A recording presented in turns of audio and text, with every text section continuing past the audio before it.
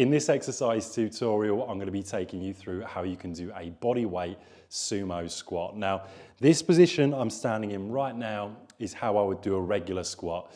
So my feet are hip width apart, my toes are pointed ever so slightly out, but for a sumo squat, we're going to get into a wider stance, and I'm also going to point the feet out a little bit more than my regular squat version. The benefits of this is we're going to find that this works the inner thighs a little bit more. Also as well, those of you that struggle with depth in a squat, you may find you have more range of motion in this version of the squat.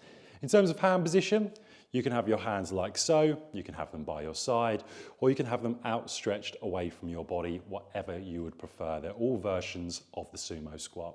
Now, if I come side on so you can best see, I want you to imagine, just like a squat, we are going to be trying to bring the bum back, bum to the back of the room, and I want you to imagine you're trying to sit on a chair behind you. So we don't want to bend from the knees first, we want to bring those hips back, and then once we've brought the hips back, start to bend from the knees, go to where you feel is comfortable in terms of range of motion, and all you're doing is trying to keep nice and upright, looking forward at all times, and bracing your core throughout the movement.